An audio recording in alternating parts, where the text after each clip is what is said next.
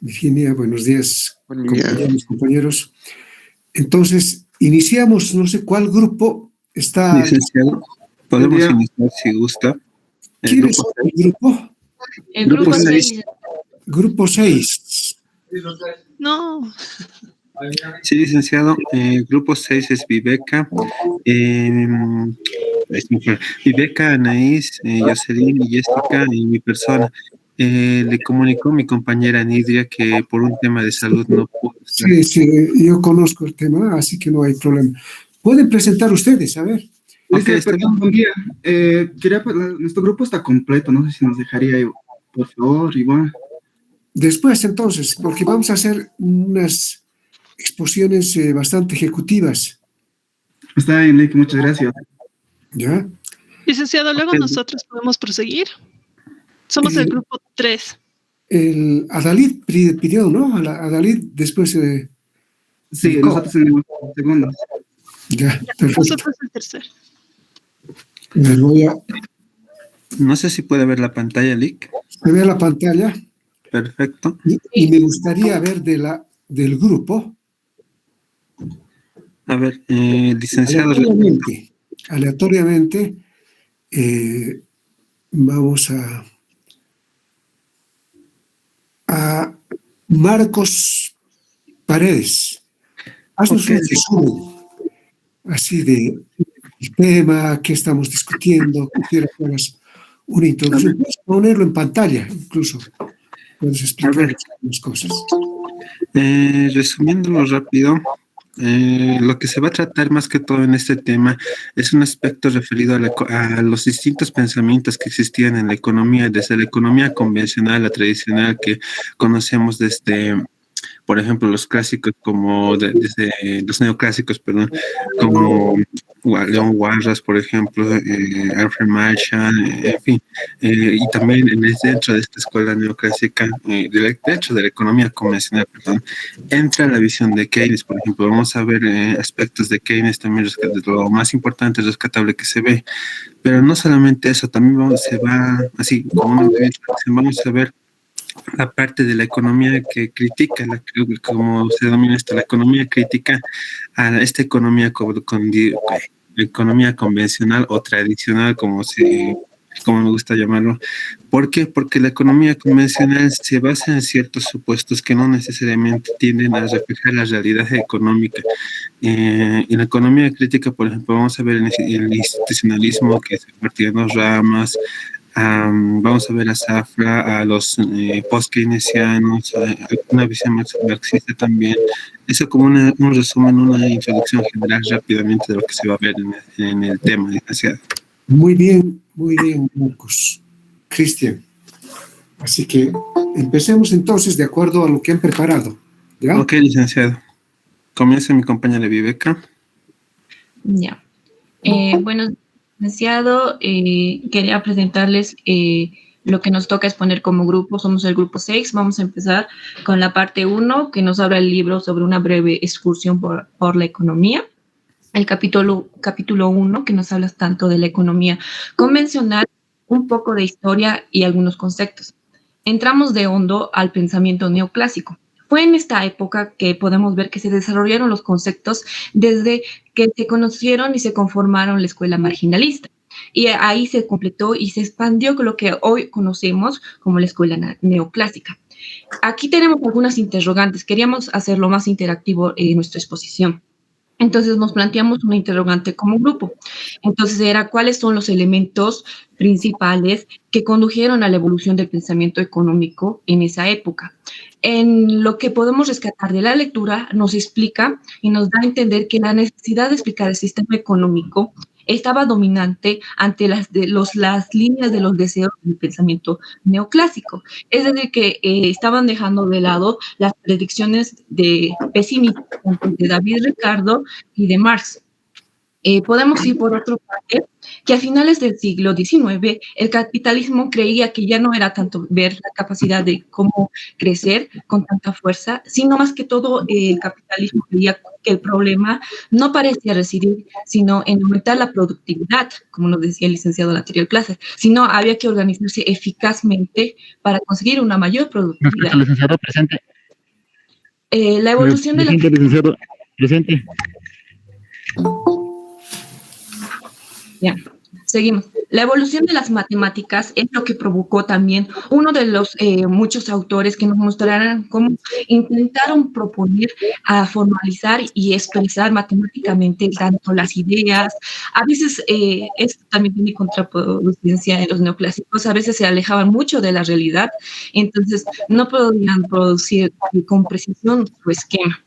Otra incógnita que nos hemos planteado como grupo era cómo sería el génesis, el surgimiento de los neoclásicos.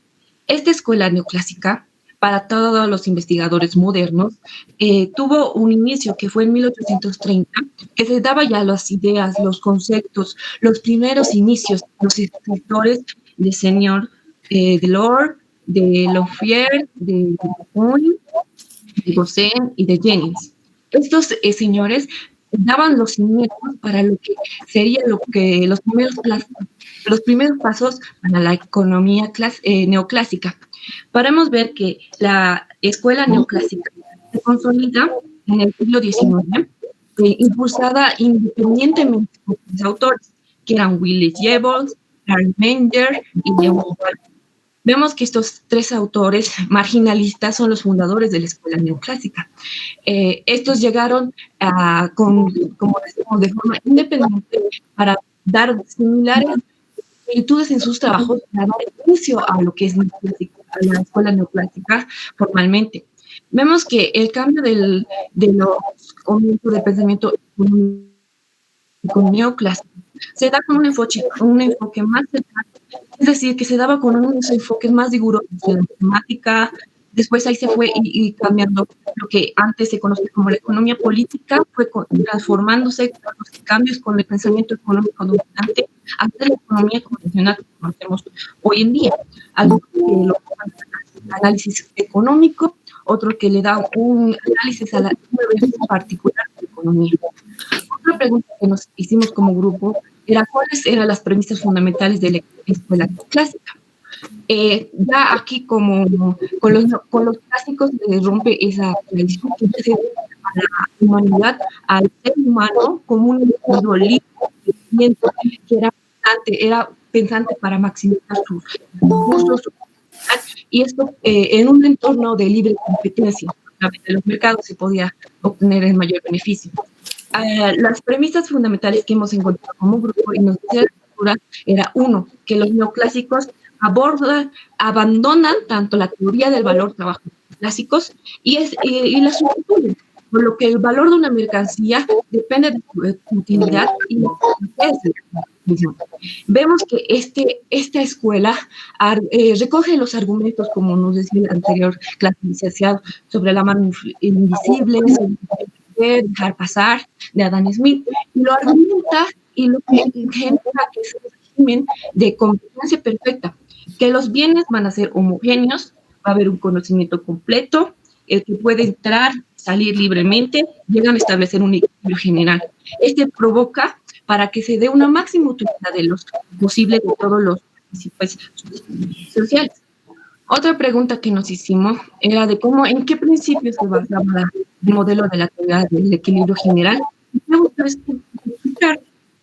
Aquí nos podemos ir al ambiente histórico. Tiene un origen en Leon Walras. Esto se da a principios del siglo XIX. Él pretendía diseñar un modelo que estableciera todos los precios de la economía, pero quienes realmente lo han consolidado fueron Arrow y Devereux. Ellos lo establecieron en los años 70 del siglo XIX. Vemos que la teoría general se basa tanto en el principio que el precio de un bien determinado es en el mercado, no depende no solo del precio de los factores de producción, sino también del precio de todos los bienes. Vemos que ahora va a haber una correlación tanto de los precios de las materias primas y los factores productivos, por un lado. Y otro que estaba también relacionado con la remuneración y la distribución del ingreso. Este determinaba la estructura de la demanda por el otro de todas las mercancías. Vemos que esa teoría nos trata de explicar que a través de la interacción tanto de diferentes universos microeconómicos, que ya vemos al individuo como una persona, que tiene procesos de equilibrio, resolviendo, ahora como se introducía las matemáticas, esos sistemas de ecuaciones simultáneas que simulaban y representaban los comportamientos de los agentes económicos. Vemos que ahora, la otra diapositiva, Cristian, vamos a entrar al pensamiento de John Maynard Keynes. ¿Ya está? Ya. Entonces, entramos al pensamiento de John Maynard Keynes. Vemos que esto se desarrolló, el pensamiento de 1936 hasta 1973. Este era un pensamiento económico innovador, y daba que nos introducía una política económica del mundo occidental, daba un giro económico, porque este se mantenía dentro de los grandes parámetros de la economía convencional. Estaba en un sentido de algunas preocupaciones de los clásicos, introducía algunos nuevos enfoques de la macroeconomía y el enfoque de la ética. Vemos que Keynes era un escritor muy profético. Es decir, que trataba de comprender los principios de la economía, resolver algunos problemas serios que la economía de los países occidentales se basaba en para poder aplicar a las economías europeas. En un periodo vemos que cuando ya se da importancia al pensamiento de Keynes, cuando entramos en un periodo de 1929, como ya sabemos todos, que ahí Keynes recupera el interés por los principales sistemas económicos. Es donde que ahí los neoclásicos abandonaron y se dedicaron a estudiar determinantes solo a las actividades y el empleo. Pasamos a la otra interrogante, que nos dice que en su libro de la actividad general, del interés y del dinero, ¿qué trató de demostrar Keynes? Vemos que ellos trataban de que la economía abandonada a sí mismo, como se viene desde los clásicos, no alcanzaría el nivel de empleo, con situaciones, había una actividad inferior, había equilibrios inferiores y por tanto era algo inestable. Entonces, para obtener empleo, un pleno empleo de forma automática, debía hacerse que el Estado debería intervenir para lograr, preferentemente a través del gasto público o manipulando la política monetaria, como ya sabemos, para estimular la inversión privada. Porque sabemos que la inversión privada, entonces tenemos que innovarla, nos introduce un concepto, lo que ahora hablamos de la incertidumbre en la población, y destacó la importancia de las expectativas y las decisiones de los emprendedores, que era muy importante. El pensamiento que podemos descartar, el mensaje de Keynes, era mostrar que el mercado no produce resultadamente necesita también una ayuda de la mano de la intervención pública. Pasamos a la otra pregunta. ¿Por qué el keynesianismo se convirtió en la escuela que dominó el pensamiento económico desde 1966 a 73? Es decir, se daba un nuevo enfoque, se daba que se mantenía elementos de los clásicos, ese enfoque macroeconómico, el tipo de problemas que empezaban a abordar y que los neoclásicos y los clásicos tenían una vela en su rostro porque no querían ver el papel del mundo. Es que un poco que se construyó hicieron que tanto el keynesianismo se convirtiera en un después del pensamiento económico era muy importante. Esa sería mi participación, licenciada, y lo que pasa es, los que nos dicen son muchos y variados, van explicando nuestros compañeros de los grupos sobre la historia y los institucionalistas, los monetaristas, reguladores, iniciados. Entonces le cedo la palabra a mis compañeros. Muy bien tu participación. Pasemos entonces a la otra persona. Sí, licenciado, mi nombre es Jocelyn. No sé si me pueden escuchar bien porque se escuchaba la exposición de mi compañera entrecortada. Ya, gracias. Bueno, continuando con la exposición, las disfuncionalidades de la economía convencional. En un sistema plagado de turbulencias, nos preguntamos cuáles son las principales diferencias entre los análisis económicos de las teorías neoclásicas y keynesianas.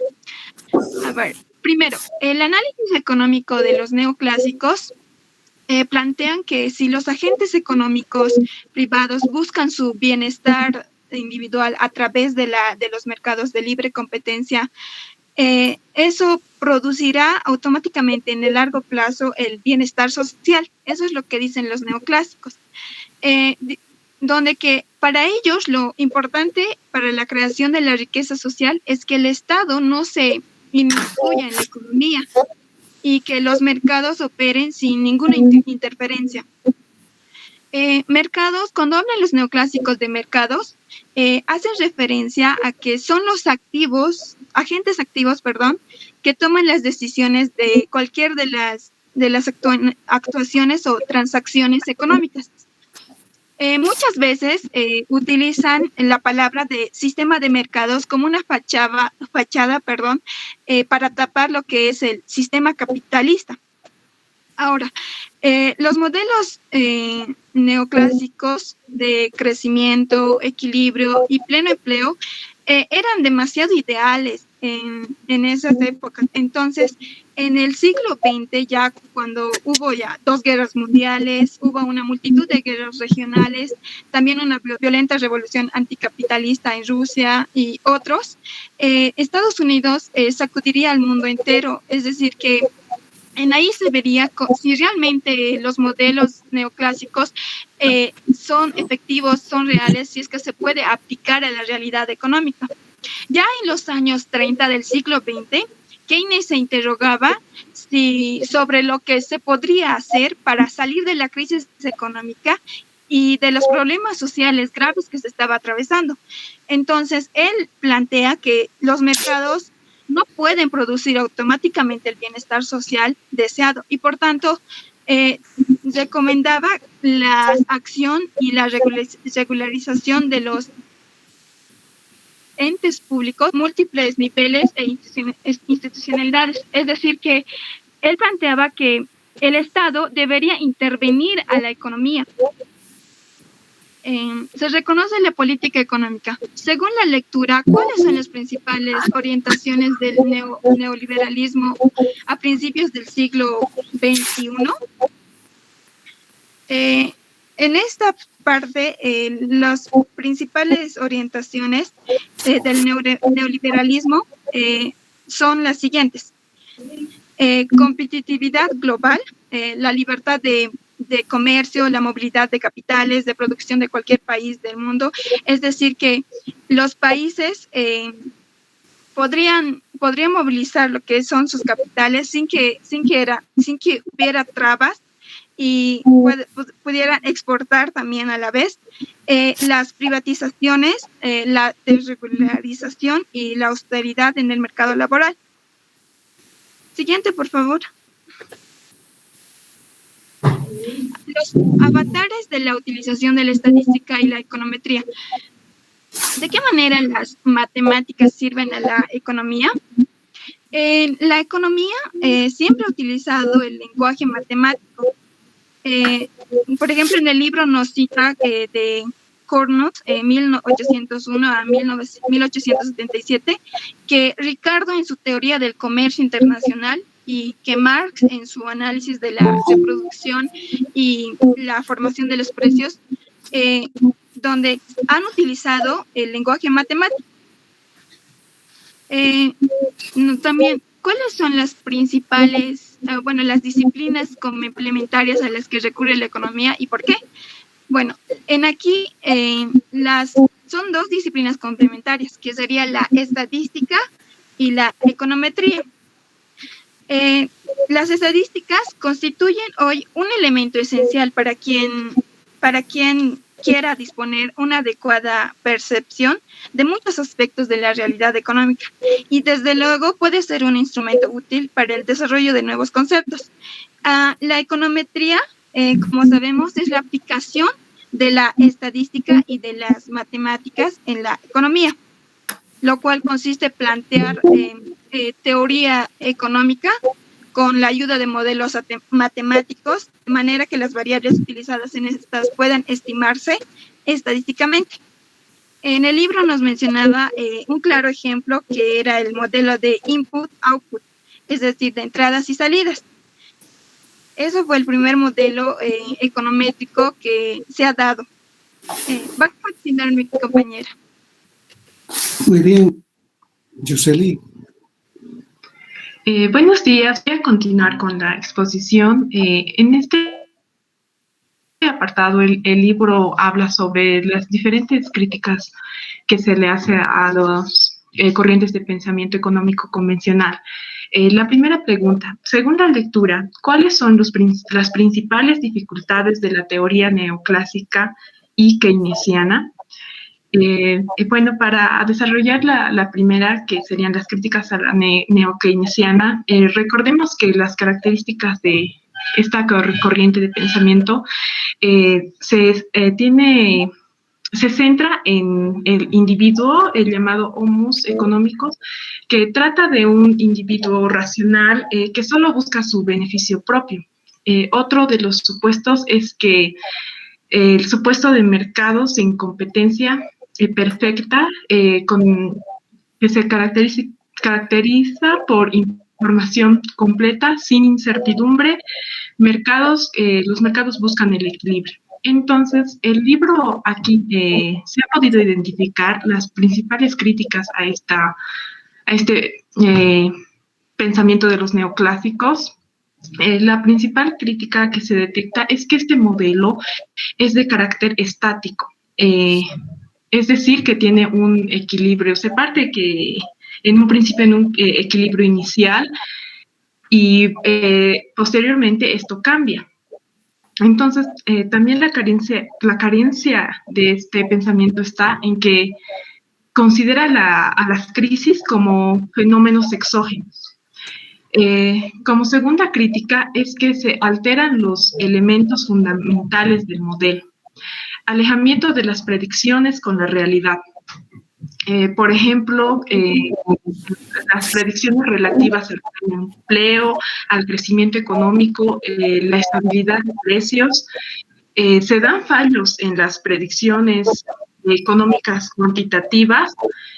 Por ejemplo, el FMI, la OCDE, la Unión Europea hacen sus predicciones y en el corto plazo cambian porque en un principio tomaron un equilibrio inicial que después fue cambiando y esto perjudicó a sus predicciones.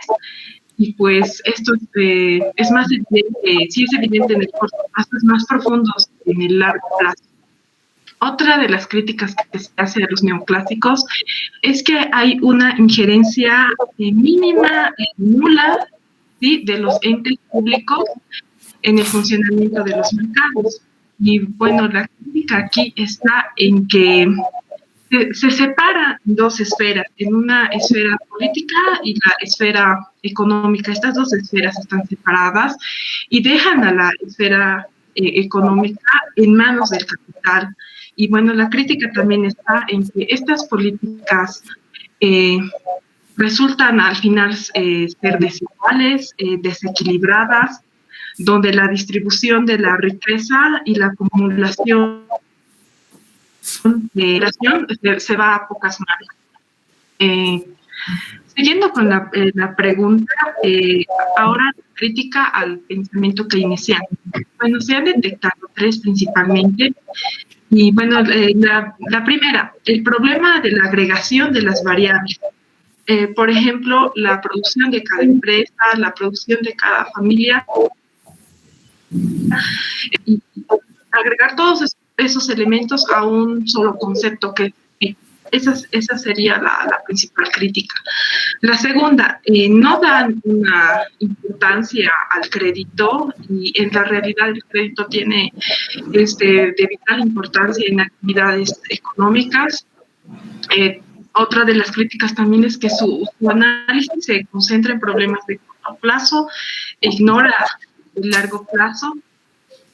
Otra de las críticas que también por las que pasan los keynesianos es la sobrevaloración de la capacidad del Estado para incidir en la economía y lo que se da en la realidad, la excesiva burocratización. Siguiendo con la segunda pregunta, ¿cuál es la importancia del poder y tema a ser tomado en cuenta dentro del pensamiento económico? Bueno, en la lectura nos habla del poder y cómo las han tomado el tema del poder. Por ejemplo, en la escuela neoclásica, recordemos que se centra en un individuo en el homo económico prevalece, por lo tanto, el libro nos hace ver que se elude totalmente al tema del poder. Y también el libro nos muestra que esto no es muy bueno, porque el poder en la realidad existe, de manera no está bien. El poder es importante para el análisis económico.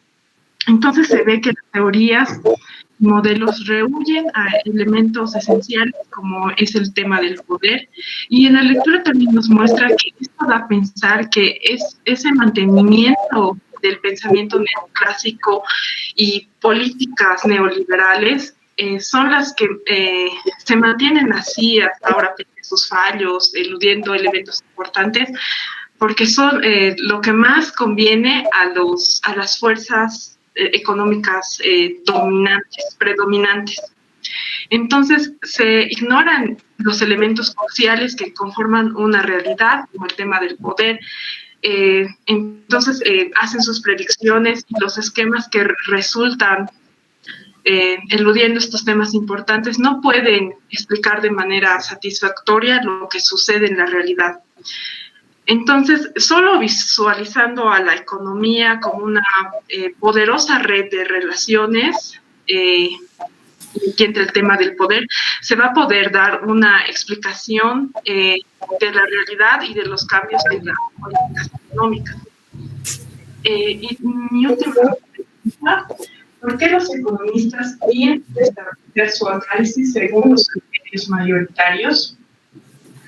Otra de las críticas que nos muestra el libro, que tiene que ver con el papel de los economistas, es que hacen una crítica, ¿no? Porque los economistas están establecidos en una comodidad de su pensamiento, agarran estos pensamientos económicos y el libro se expresa que lo hacen están influenciados por poderes dominantes, que no les permite a estos economistas indagar y cuestionar más a fondo estas teorías, ¿no?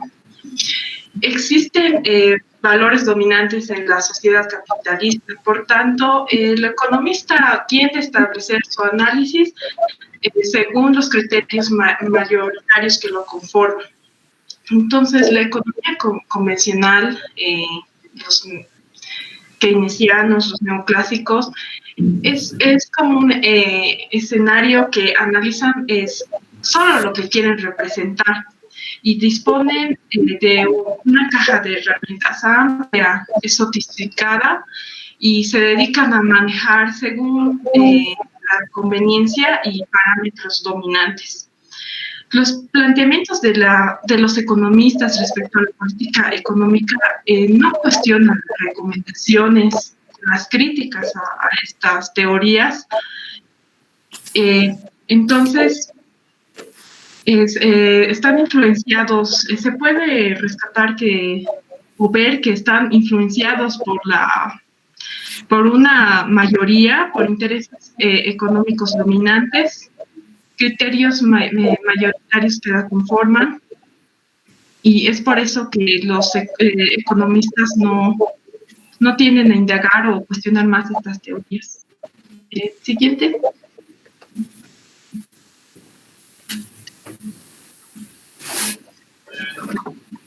Licenciado, voy a comenzar. Adelante, Cristian. Bueno, licenciado, en esta parte, como ya lo mencionó mis compañeras, la economía convencional principalmente, tanto la visión neoclásica como la keynesiana, parte de ciertos supuestos, valga el término en la explicación. Es decir, que estas corrientes no necesariamente reflejan la realidad económica que se puede estar viviendo en la actualidad.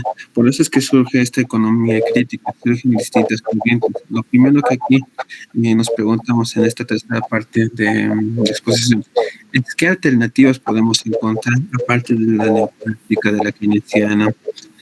En ese sentido, hay muchos autores en el mundo que difieren, discuten sobre estos precisamente y buscan poner o proponer nuevas teorías. El problema es, como vamos a ver en un momento, que no necesariamente se logran llegar a concretar.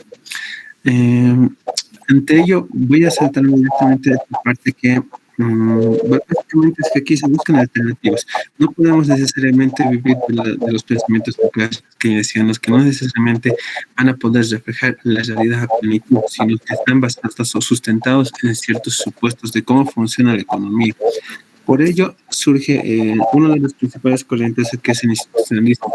Y este institucionalismo se lo va a partir en dos ramas, que uno es el antiguo institucionalismo y el otro es el nuevo institucionalismo, que me gusta llamar el institucionalismo. Comenzando con el antiguo institucionalismo, su principal exponente, que fue Thorstein Veblen, que vivió entre 1857 y 1929, es quien inicia esta corriente y se centra principalmente, comienza criticando estos supuestos, como lo comienza mi compañera Viveca al comienzo, que el hombre es un ser racional y no necesariamente en la vida real, no necesariamente es maximizador, y además habla de un individualismo, y eso para este autor es algo que no necesariamente cumple con las expectativas. Él trató de proponer una idea basada más que todo en las instituciones, y para poder entender a qué me voy en esto, ¿qué se entendería por instituciones? Las instituciones, en esta corriente, las instituciones no solamente se refiere a instituciones como lo conforman los bancos, por decir, universidades, sino se refiere a aspectos también culturales. Es como decir, se refiere a aspectos de agrupaciones que tienen que compartir ciertas características. Es por ello que se centra la corriente institucionalista en general, se centra en una idea de que es el individuo a quien se debe estudiar para poder entender de mejor manera la economía. Una definición que aquí lo voy a leer directamente, que me gustaba, es que una institución económica es un conjunto de costumbres que configuran poder o autoridad sobre las cosas y las personas relevantes para la continuidad material y social de la vida humana. Esto fue de Stanfield, si no me equivoco, me olvidé de esa parte, pero ¿qué es lo que aquí nos refleja? Que las instituciones se forman por personas, es el individuo el que hace que la economía funcione, valga el término que al final es a lo que se llega. En esta corriente, además, aspectos importantes es que rechazan, es una corriente más que todo, para ellos una ciencia que viene desde lo social. O sea, sabemos que la economía es una ciencia social, pero ellos hacen un mayor hincapié en ello. Por lo que, al ser una corriente social, estudian de mayor manera a las instituciones y el rol que desempeñan principalmente, y ojo, aquí claro, en el largo plazo. Otro aspecto también importante es que tiene un enfoque basado en características institucionales y no tanto históricas. Y aquí hay un problema precisamente cuando se desarrolla esta corriente institucionalista, al antiguo institucionalismo, al proponer todas estas críticas que surgen de que no necesariamente las teorías neoclásicas keynesianas se sustentan en la realidad, no consideran el principio microeconómico a los individuos. El problema de sustentar esto también es que no logran construir una teoría que pueda, el antiguo institucionalismo, no logran construir una teoría que pueda sustentar todo lo que se logra proponer, como los neoclásicos, como Wallace, por ejemplo, que surgen modelos matemáticos, los cuales a muchos de los autores, a muchos economistas los terminan convenciendo con ese principio del equilibrio. Aquí también hay otro aspecto importante que hablan los institucionalistas. no necesariamente va a existir esa posibilidad de llegar a un equilibrio, es decir, a un pleno empleo, no se va, o si se quiere hablar de pleno empleo, por ejemplo, no se va a poder llegar con cierta facilidad a un equilibrio principalmente. Eh, es por ello que los institucionalistas buscan más que un equilibrio, un óptimo, si se puede decir, en el cual la mayoría pueda salir satisfecho. El problema, como menciono aquí, es que al no sustentar, no tener una base teórica, ¿por qué? Porque ellos consideran que el tiempo en sí es muy cambiante, la economía en sí en el tiempo va a ir cambiando, aunque de manera lenta, pero va a ir cambiando. Por lo tanto, por lo cual sustentarse en una sola teoría no sería muy idóneo, muy pertinente, porque si la realidad está cambiando, es como decir, en esta época va a funcionar los clásicos, el siguiente año va a funcionar el pensamiento keynesiano. Está cambiando y no se tiene solamente una sola visión. Este es un aspecto que lastimosamente para los antiguos institucionalistas no pudieron desarrollar una teoría que pudiera explicar de manera concreta esos cambios, de por qué se suceden esos cambios. Sí tenían la idea de que sucedían por los cambios del pensamiento individual de las personas, los aspectos microeconómicos. Siguiendo esa misma rama, también surge principalmente con Douglas North, que es uno de los principales exponentes, el nuevo institucionalismo, que aquí, tal como lo dice el libro en esta parte, no necesariamente termina por criticar todo lo que hace los neoclásicos. Se sustenta más bien o toma aspectos de los neoclásicos para poder tratar de construir una teoría de los institucionalistas. En ese sentido, toma aspectos como que, a ver, para tener la idea, parte de las instituciones, tal como los institucionalistas, parten de la idea de que las decisiones microeconómicas son las que influyen en la economía. Es decir, las instituciones son frutos de decisiones microeconómicas. Y creo que está muy claro.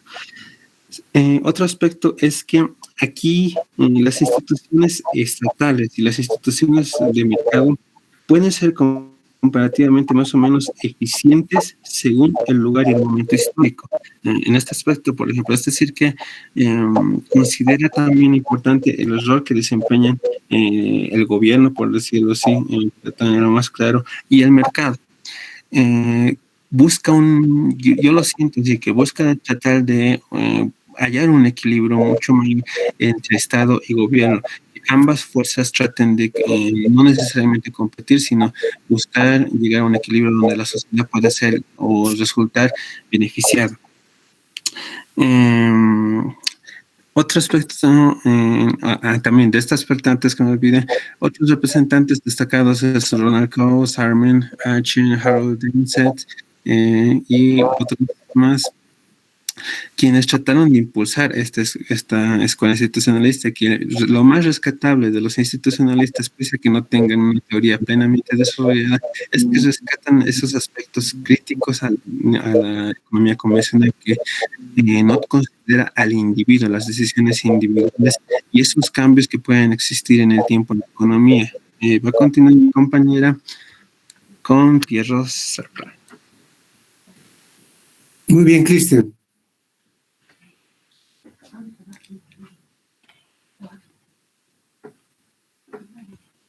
Jessica.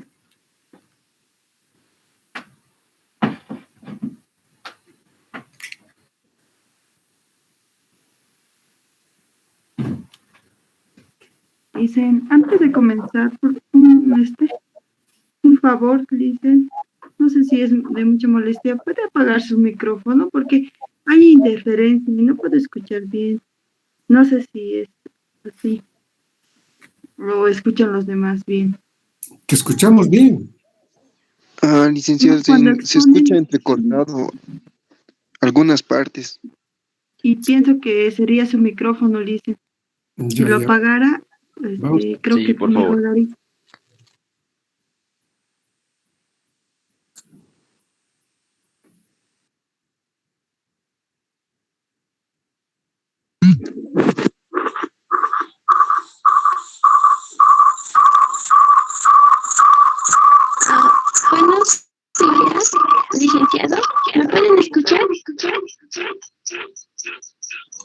Sí, que se te escucha Hay un que eco. es Perdón, hay un eco.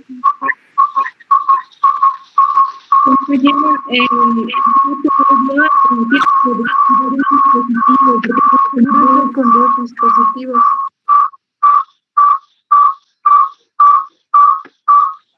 Jessica, es tu micrófono, me parece. Ah, no, ahora sí. Lo siento, no puedo activar mi cámara, tengo problemas. No sé si podría.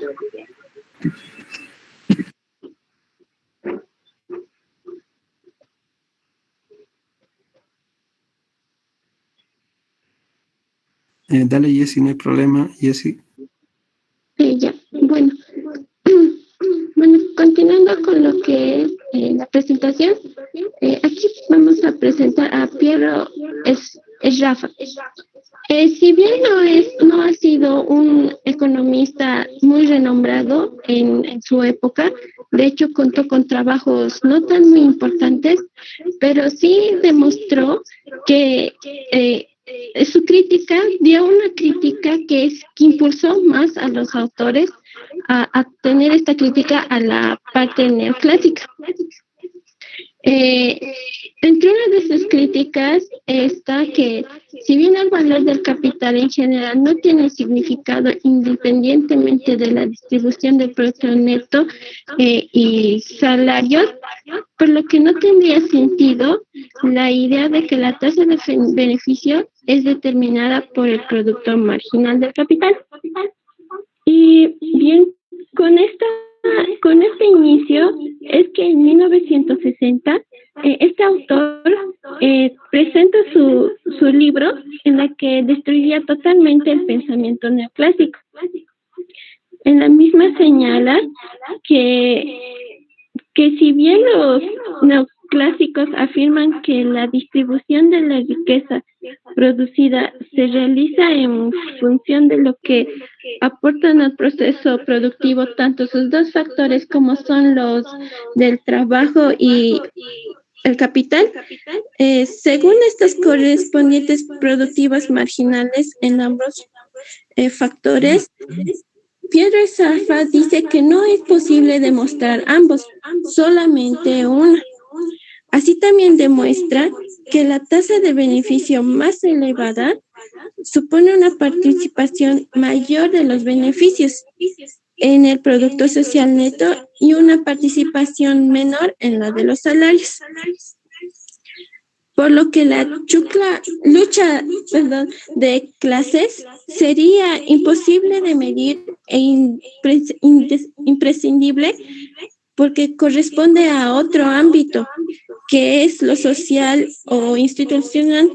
Por lo tanto, no habría una economía política, sino más bien una economía objetiva. Es lo que nos dice Piero Sraffa. Así también tenemos a los post-keynesianos,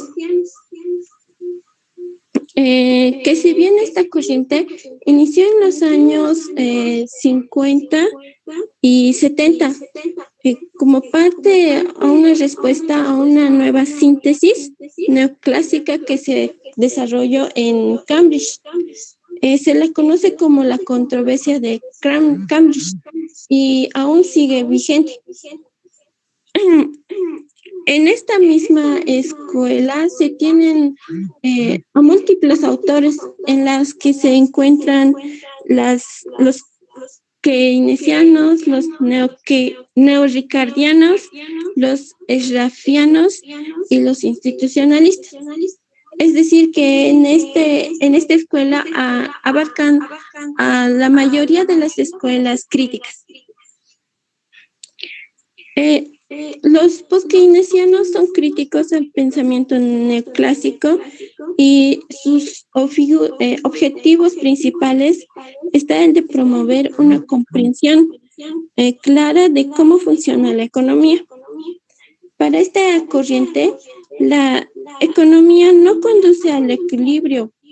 Ven al tiempo como algo, al tiempo histórico como algo irreversible, en donde el pasado es inmutable y el futuro es incierto.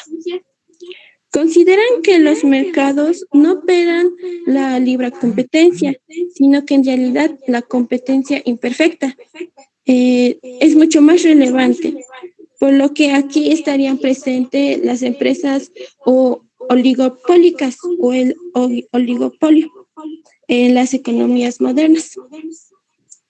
De ahí que autores como Kalecki introducen modernos ya en torno a lo que es el oligopolio.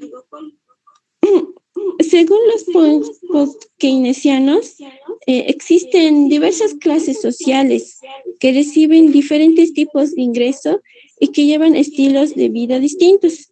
Así también van a ir teniendo diferentes pautas de gasto y de ahorro, y no así como en los neoclásicos en la que se tenía en que todo era igual. Así también consideran que la inflación tiene un contenido político-social, siendo por lo tanto una expresión del conflicto entre el capital y el trabajo. Ahora, teniendo una evaluación conjunta, cada una de estas escuelas presentan desarrollos que proporcionan líneas de mucha mayor profundidad y realismo. Pero aún así siguen teniendo estudios y algunas dificultades para su aceptación, como por ejemplo la corriente institucionalista no consigue integrar a su análisis económico los aspectos fundamentales. En el sistema Schrafiano, aunque con su aportación a la teoría de la distribución, impide que el pensamiento económico transcurra por esa errónea interpretación.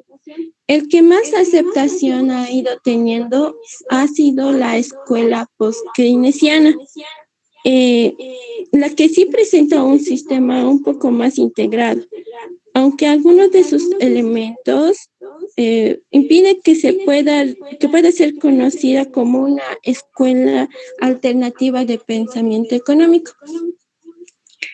Ahora, como un apartado se tiene a los marxistas.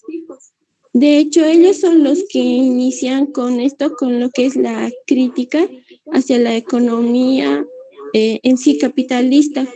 Entre sus principales representantes está Karl Marx, quien analiza el sistema económico, las mismas que tienen raíces bajo el trabajo de los clásicos. Para ellos, parte de los individuos son seres sociales que se forman y viven en sociedades, que es a través de la producción social como cubren sus necesidades. Marx no elaboró nunca una teoría del Estado sistemática y formalmente completa. Analizó la naturaleza y el carácter del Estado, considerando que este es producto de una larga y ardua lucha en la que la clase se ocupa la posición dominante en el proceso de producción, consigue formar y controlar una propiedad favorable a sus intereses.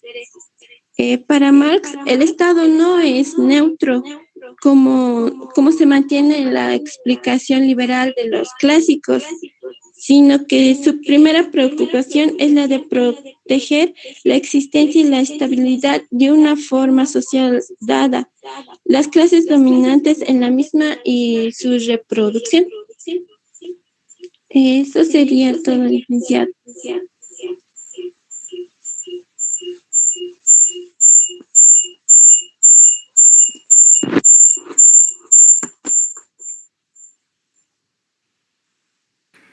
Perdón. Después hacemos las preguntas, pasaremos a otro grupo. Ok, Lick. Van a estar listos para las preguntas. Gracias, Lick. Hasta que instalen los otros compañeros, me ha gustado la exposición. Es una exposición que tiene que ser más o menos en esa línea, ¿no? Porque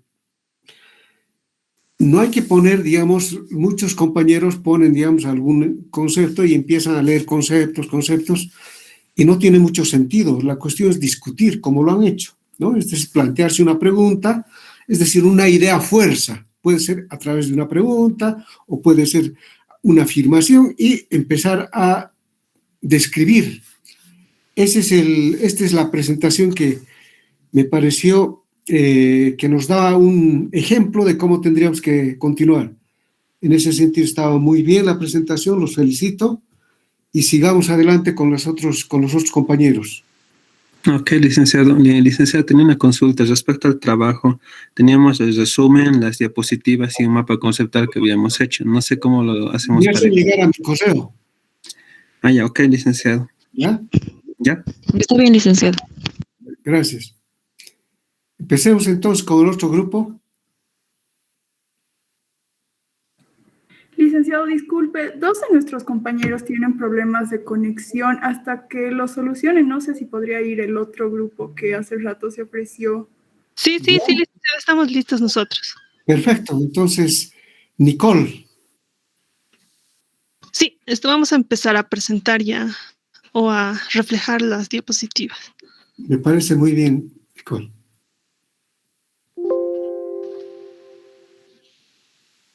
¿Qué grupo es? El grupo 3, licenciado. Grupo 3, perfecto.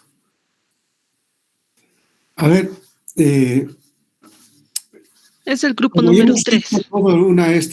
Vayan directamente esta vez a la presentación y después vamos a entrar a las preguntas. Ya. Bien ejecutiva, traten de hacerlo. Ya, en este caso, licenciado, nosotros hemos tratado de resumirlo en mapas conceptuales para solamente rescatar las ideas principales, ya que el anterior grupo ha ahondado bastante, ¿no?, en los detalles de la lectura. Entonces vamos a empezar. Primeramente, hemos planteado cómo ha instruido su persona las diferentes preguntas.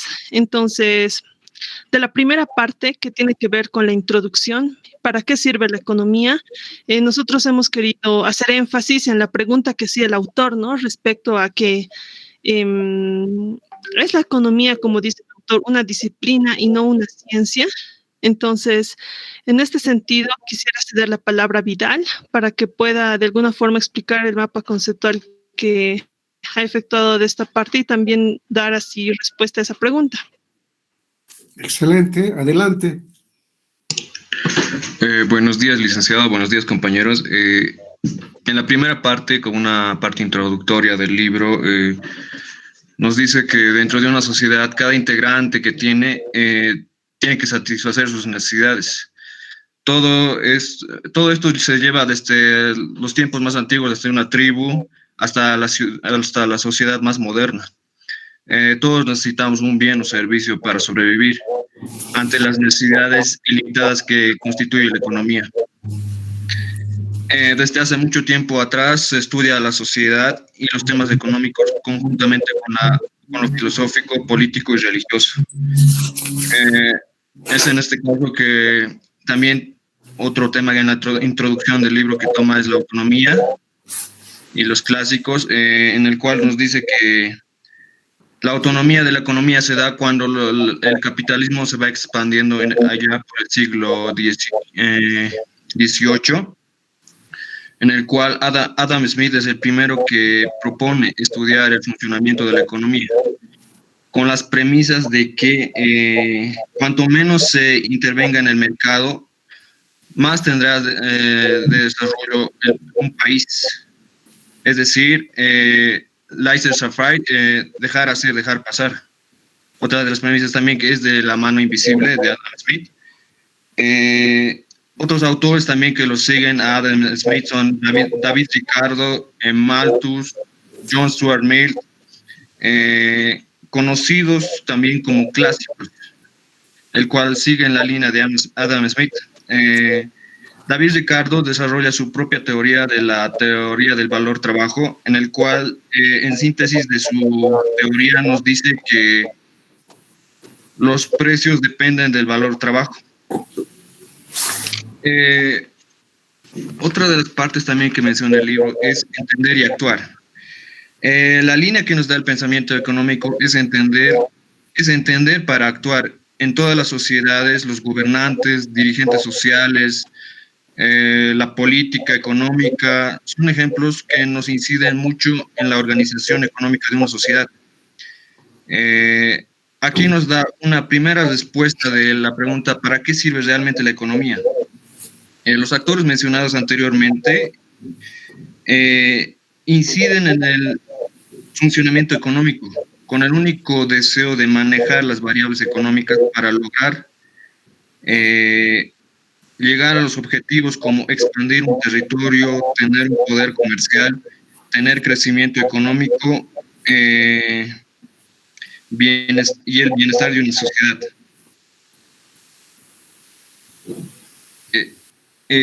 También que en esa parte nos dice que el autor, que más que todo la economía no es una ciencia, sino una disciplina, el cual nos permite un acercamiento muy minucioso al mundo económico. Esa sería la parte introductoria, licenciado. ¿Y cuál es tu criterio respecto a esa pregunta, a esa afirmación que hace la autora? La economía es una disciplina, no una ciencia. ¿Qué dices tú? Es la misma pregunta que me he hecho yo, y yo pienso que la economía sí es una ciencia y no una disciplina. ¿Por qué? ¿Qué es la ciencia? ¿Qué es ciencia? La ciencia es algo que estudia algo en específico, algo general, a un todo, como decir, ¿no? Una serie de requisitos para elevarse a nivel de ciencia, ¿no? Sí, licenciado, sí hay requisitos para... Hay que ver si se cumple, digamos, con todos estos requisitos que tiene una ciencia, ¿no? Según el autor, dice que no se cumple, creo. Habría que confrontar. Hay otros autores que dicen que sí, otros autores dicen que no, pero bueno, es una discusión que está latente. Bueno, sigamos a la otra persona.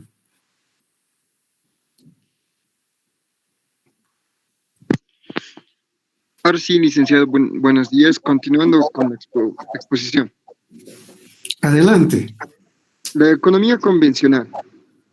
En la economía convencional existen dos grandes ramas principales, que son los neoclásicos y los keynesianos. Vamos a empezar por los neoclásicos.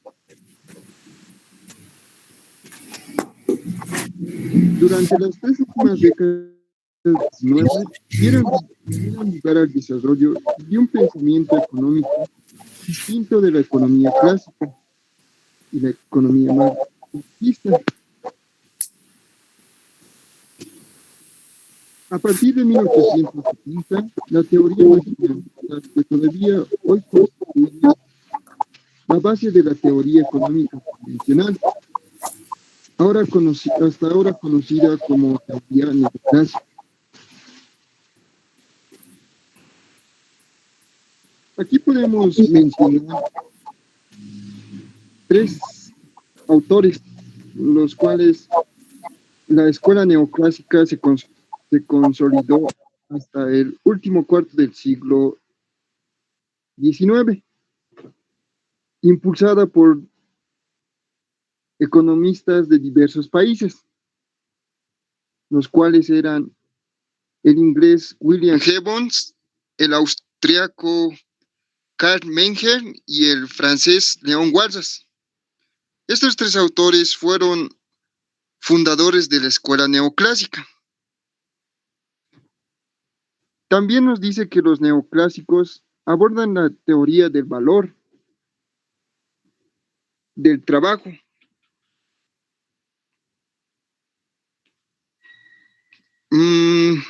para sustituir por un análisis según el cual el valor de una mercancía depende de su utilidad. Aquí nos da un ejemplo que ante un joven que es viajero, que va por el desierto, si le brindas, o sea, si le brindas un vaso de agua, es mucho más necesario que tener un diamante, se podría decir, porque su utilidad del vaso de agua para el joven viajero es mucho más importante en ese momento. Es más útil.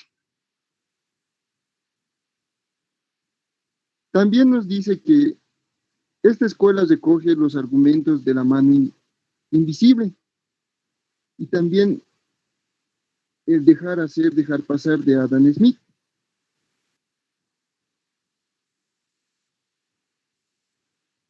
Donde la mano invisible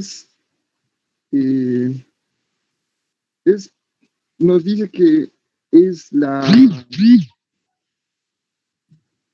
que de por sí el mercado debe regularse, de que no tiene que haber intervención del Estado.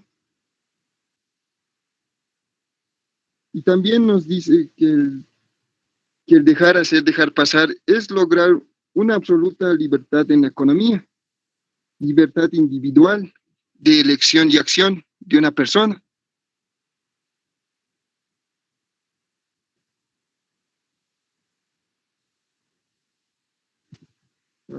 Ahora sí, con los keynesianos. Cristian, pasemos a otra persona.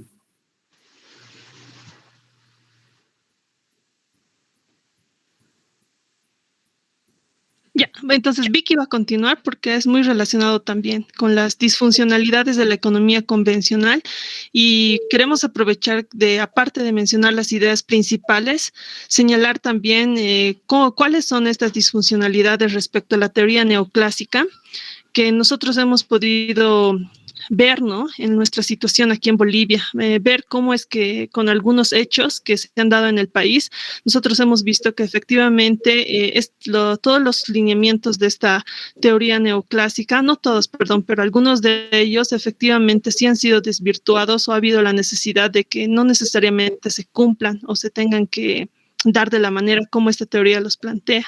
Adelante, Vicky. Muy bien, buenos días, licenciado. Continuando con el tema, yo voy a hablar acerca de las disfuncionalidades de la economía convencional. Bueno, en este punto es donde nos habla sobre un sistema que nos dice que está plagado de turbulencias. Yo he podido rescatar dos puntos muy importantes, lo que es el análisis económico neoclásico y el análisis económico keynesiano. Eso es lo que nos habla en este punto.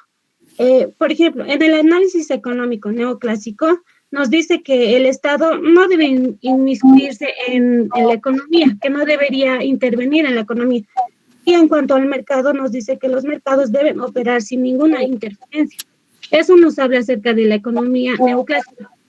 Ahora, en lo que es el análisis económico keynesiano, nos dice acerca del Estado que es una necesidad que el Estado intervenga. Y en lo que es en los mercados, nos dice que los mercados pueden no producir automáticamente el bienestar social que uno desea. Luego nos habla también lo que es, donde aquí se reconoce lo que es la política económica.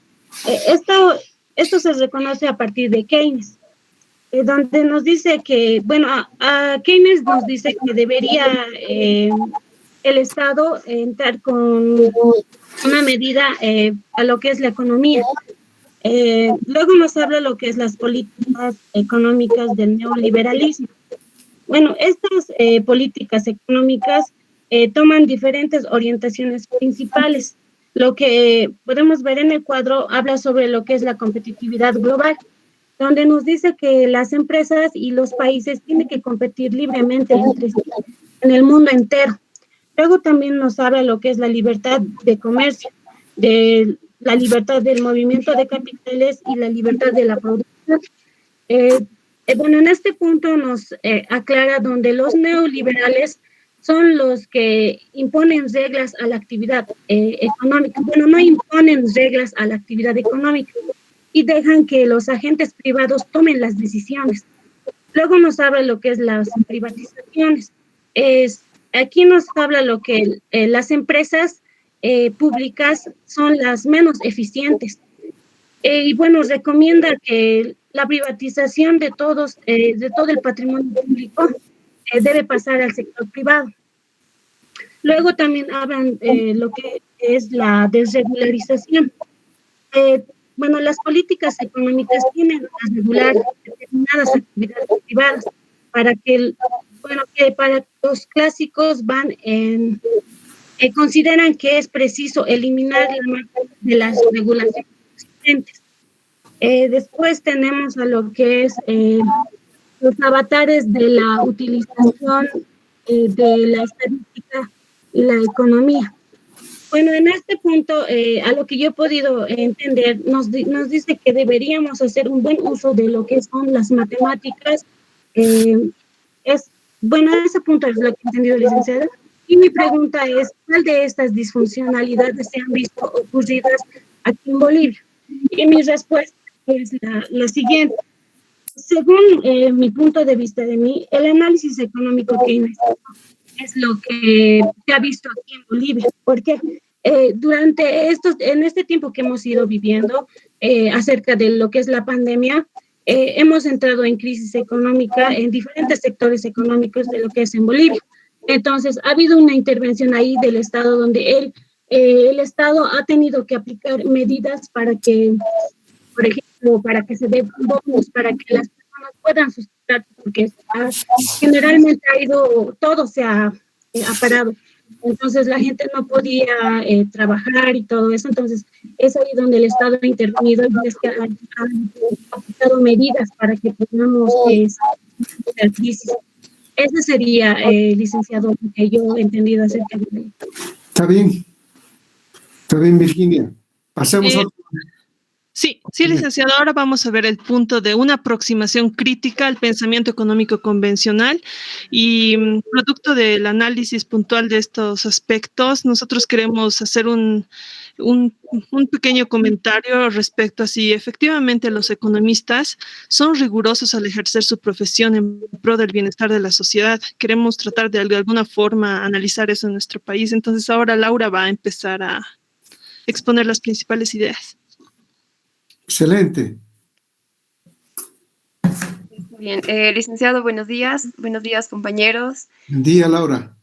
Yo voy a exponer la parte de una aproximación crítica al pensamiento económico convencional, en la cual nos muestra o menciona algunas de las limitaciones que estos padecen. En cuanto a los neoclásicos, nos dice que el sujeto central de su análisis es un individuo que es independiente, aislado y busca su propio beneficio. Además, considera que considera las crisis como un fenómeno que están causados por elementos externos y nada tienen que ver con su propia dinámica. En cuanto a sus políticas, como ya se ha mencionado, las políticas neoclásicas provocan la distribución desigual y desequilibrada de la riqueza que es producida socialmente, además de la acumulación de la riqueza y del poder cada vez en menos manos. Un segundo punto nos habla sobre los keynesianos, que tienen también como mantienen en sí las raíces del esquema neoclásico, pero son más realistas en cuanto a sus variables, ya que contiene ideas sólidamente argumentadas y bien justificadas, además que una de sus carencias es que ignora el peligro de la inflación que sus medidas representan. En cuanto a su política económica, los keynesianos nos dicen que si dejamos al mercado por sí solo, esto no asegura el crecimiento, ni el bienestar, ni el pleno empleo. Además que defiende la intervención del Estado y la regulación pública.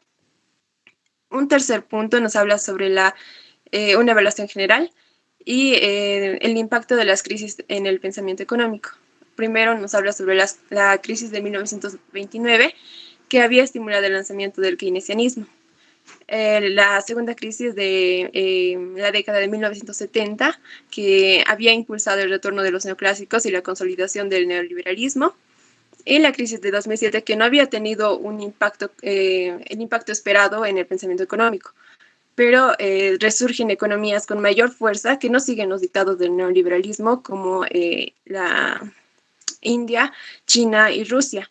Y también otros que no habían seguido los dictados neoliberales.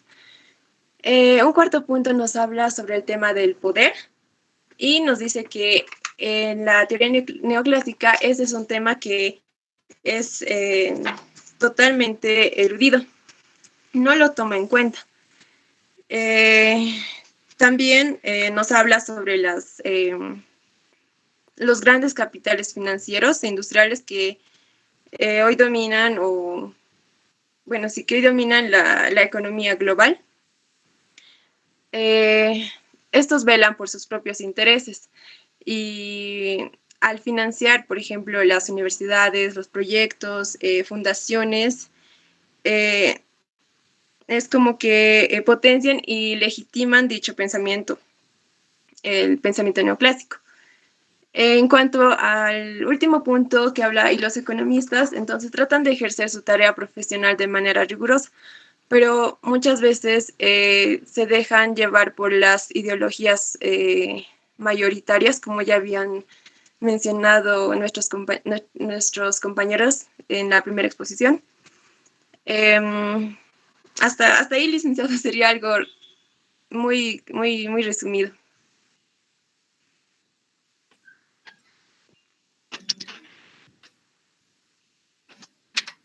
Ya, vamos. Licenciado, su micrófono está apagado y no lo podemos oír. Laura, dijiste que se legitima a través del pensamiento neoclásico. ¿Qué era? Lo que no te escuché bien esa partecita. Es que nos habla sobre las grandes industrias, los grandes capitales financieros, que, claro, ellos, ¿cómo le explico? Ellos velan sus propios intereses. Entonces, al financiar las fundaciones, universidades, proyectos, centros de investigación, escuelas de negocios, nos dan todos esos ejemplos en la lectura y nos dicen que al hacer esto te potencia y legitiman el dicho pensamiento. Eso, licenciado. Muy bien, está muy bien, eso no te escuché. Adelante, entonces, ¿alguien más? Sí, licenciado. Nicole.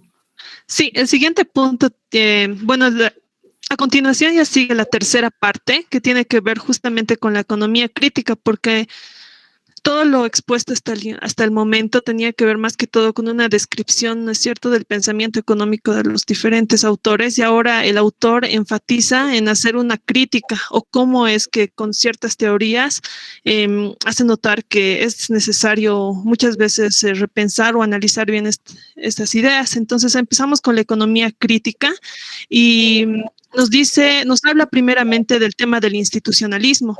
Aquí el autor recalca o muestra de que hay dos tipos de institucionalismos. Primero se encuentra la antigua economía institucional, la cual pretendía romper con el marginalismo y la escuela neoclásica.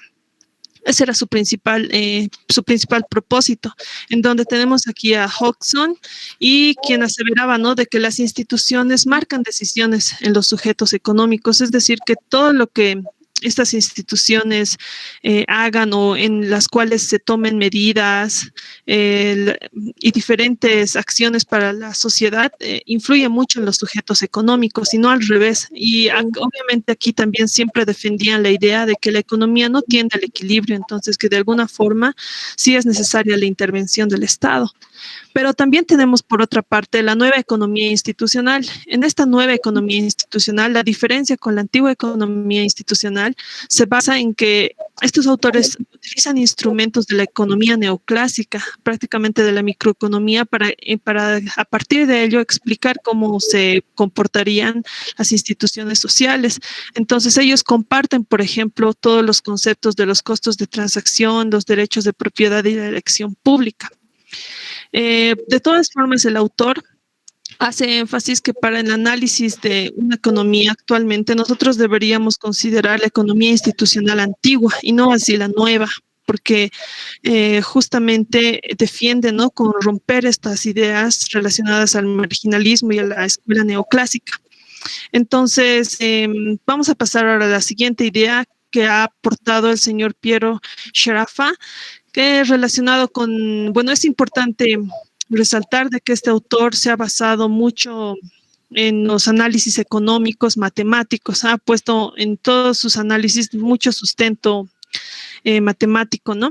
Y ponen como ejemplo a este autor, ¿por qué? Porque él desacredita la teoría neoclásica en cuanto a la distribución. ¿Por qué? Porque demuestra que el salario no se corresponde con la aportación marginal del trabajo, que está relacionado al proceso productivo, y que tampoco el beneficio con la productividad marginal de capital. Él demuestra con su modelo de que estas fuerzas son externas. Entonces, el autor pone esto como ejemplo para hacer notar de que no todo en la teoría neoclásica ha permanecido constante, ¿no? Y que este es un ejemplo claro de que son estos dos fenómenos o estas dos, en todo caso, componentes, sí están en función a fuerzas externas. Entonces, nosotros queremos analizar como grupo qué tipo de institucionalismo es el que se debería aplicar en la actualidad en nuestro país, y hemos llegado a la conclusión de que es importante de que sí nos basemos, tomemos ideas de la antigua economía institucional, porque estamos de acuerdo en que las instituciones, y como en el libro la describe, de que no solamente son, digamos, del área pública, sino también del área privada, juegan un rol importante porque de alguna forma es de ahí donde nacen las políticas, y estas políticas influyen totalmente en las decisiones que los individuos van a tomar, y que también compartimos de alguna forma de que estas instituciones deberían siempre estar renovándose y también permanecer, no destruirse, porque muchas veces hemos visto aquí en Bolivia de que por diferentes cambios políticos que se dan, siempre la gente entra y sale, y tampoco es eso muy positivo, ¿no? Para una institución como tal, para que tenga permanencia o funcionalidad, porque siempre eso implica también costos de que las personas vuelvan a aprender, y debería enmarcarse más en ver los temas técnicos, es decir, no tanto que solamente se basen en la ideología política, relacionado también con la anterior pregunta que habíamos hecho en el punto de que si un economista es riguroso, ¿no?, cuando ejerce su profesión. Y el siguiente punto, licenciado, tiene que ver con el post-keynesianismo, que lo va a explicar Ivonne. Muy bien. Buenas tardes, licenciado. Buenas tardes, ¿cómo estás, Ivonne? Yo voy a continuar con lo que es los post-keynesianos. Esta corriente, ¿no?, post-keynesiana nació en lo que es en los años 50 y 60. Esto se dio, ¿no?, por una nueva síntesis que tenían los neoclásicos que se desarrolló en Cambridge. Esta corriente post-keynesiana está sentada más que todo en la crítica y tiene, ¿no?, un pensamiento neoclásico, lo cual su objetivo principal era la de promover o aclarar, ¿no?, la economía en el análisis económico frente, ¿no?, a problemas reales, tratando de sacar, ¿no?, planteamientos que ayuden a estos problemas. Esta economía, esta corriente post-keynesiana era muy difícil, ¿no?, saber cuáles eran sus ideas. ¿Por qué? Porque estaba partido por diferentes corrientes. En líneas muy generales había autores, ¿no?, como Joan Robinson, Minsky, lo que es Kalecki, los zafirianos y de una manera indirecta Marx. Entre los pensamientos de los post-keynesianos, ellos no trataban de adentrarse a lo que es a la realidad, denominándolo la realidad crítica. Ellos pensaban que la economía no podía equilibrarse por sí sola y decían que el tiempo histórico era irreversible y el futuro era incierto. Lo cual esto se daba, ¿no?, frente al que es el margen de incertidumbre, lo cual no tenía un gran papel lo que son los agentes privados en este caso. También hablaban, ¿no?, lo que es la producción. Decían que el nivel de producción medía lo que es el nivel de empleo y que era fundamental, ¿no?, a la hora del intercambio y la distribución. para eso no tomaban en cuenta lo que son las empresas, las grandes empresas que dominaban la economía y las pequeñas empresas. Veían, ¿no?, también la administración de estas empresas y decían, ¿no?, que el mercado no tenía una libre competencia, que si no era afectado por lo que es los oligopolios, lo cual hacía, ¿no?, que el mercado se vuelva en una competencia imperfecta. Aquí es donde entra, ¿no?, Kalecki, donde él hablaba, ¿no?, sobre los oligopolios, que decía que eran empresas que empresas que podían no tener un poder discrecional, lo cual hacía que ellos aumentaran sus beneficios por encima de sus costes de producción para que así generar lo que son inversión, los fondos de inversión. También hablaban lo que son las clases sociales. Ellos decían que hay diferentes clases sociales. Esto era, ¿no?, por su distinta calidad de vida o por los distintos ingresos que ellos tenían o los gastos o los ahorros. Hablaban, ¿no?, sobre el consumo. Decía que se daba, ¿no?, por los distintos ingresos o por la capacidad de producción, lo cual hacía, ¿no?, que los keynesianos se alejaran más, ¿no?, de la economía convencional, ya que ellos querían teorizar algo que ya estaba estructurado. También hablaban, ¿no?, sobre la inversión. Ellos lo tomaban la inversión como una renta esperada. Ellos, para generar esto, ¿no?, tendrían que tener un elevado beneficio con bajos salarios. Ellos hablaban, para hacer esto, ¿no?, querían implementar lo que es una política de rentas dinámicas. Pero no tenían, ¿no?, ciertas dificultades a la hora de hacer esto porque había, ¿no?, lo que es corrupción, la burocracia, más que todo, ¿no?, en el sistema financiero. Y hablaban, ¿no?, sobre la política de rentas. Ellos decían, ¿no?, que implementaban estas políticas de rentas, ayudarían, ¿no?, a un sistema. También otro apartado que era lo que es las economías capitalistas.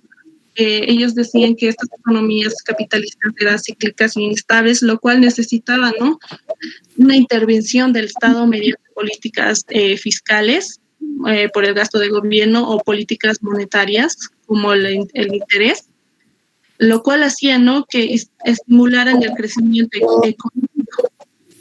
Por otro lado, lo que es los marxistas. La otra diapositiva, por favor.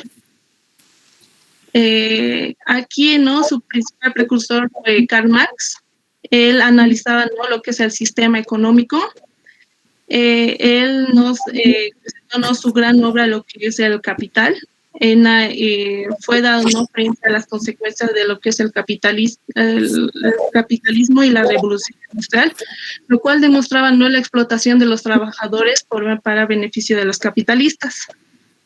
Entre las ideas, ¿no?, de Marx hablaba, ¿no?, de lo que es los individuos. Él decía que eran seres sociales que formaban y que vivían, ¿no?, en una sociedad y satisfacían sus necesidades a través de una producción social.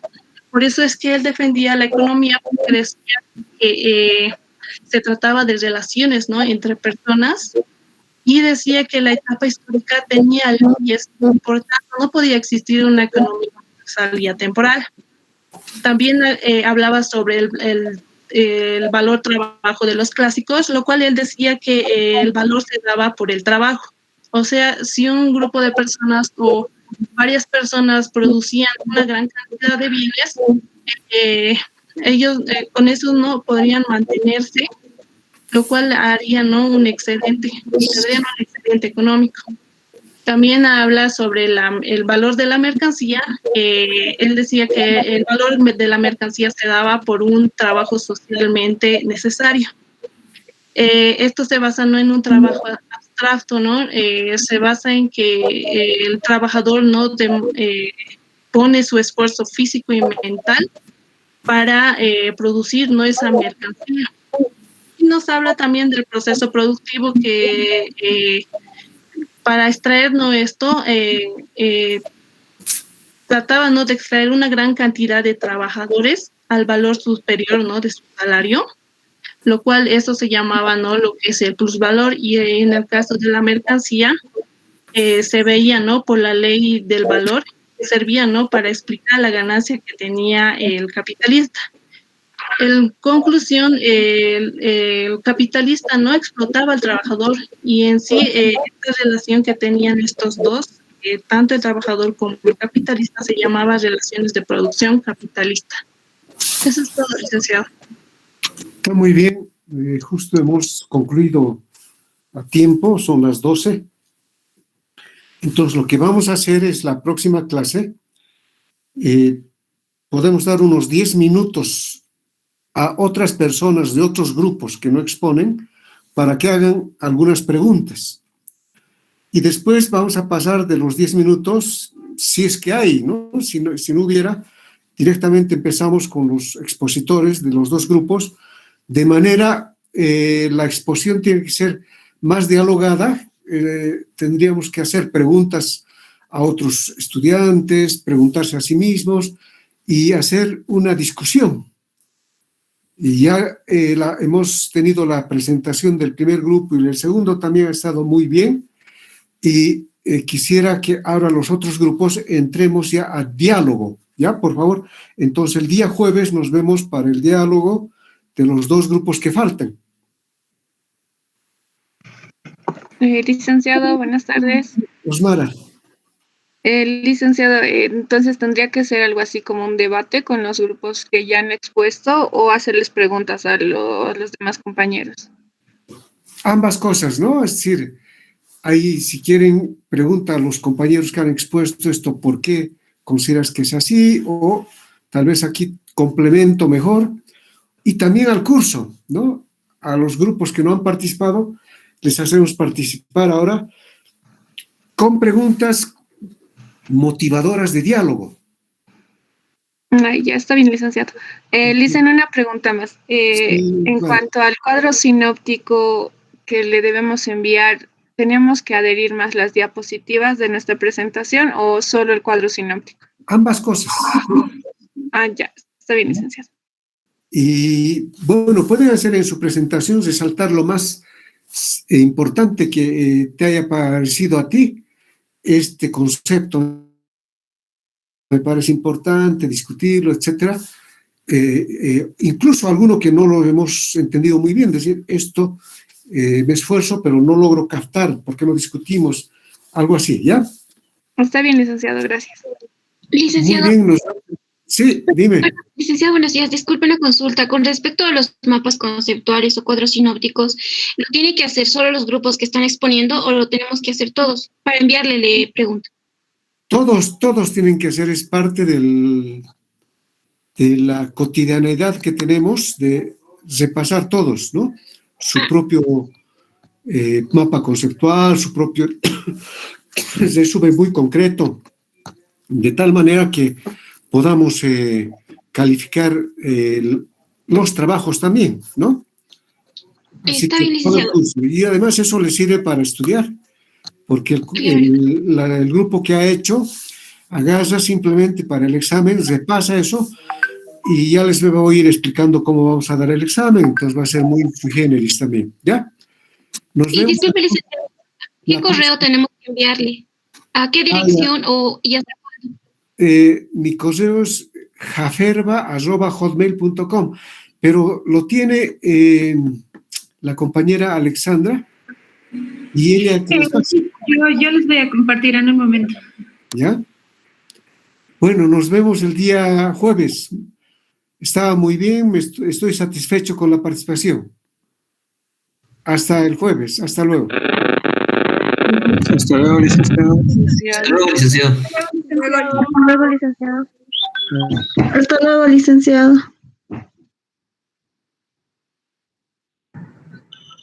Hasta luego.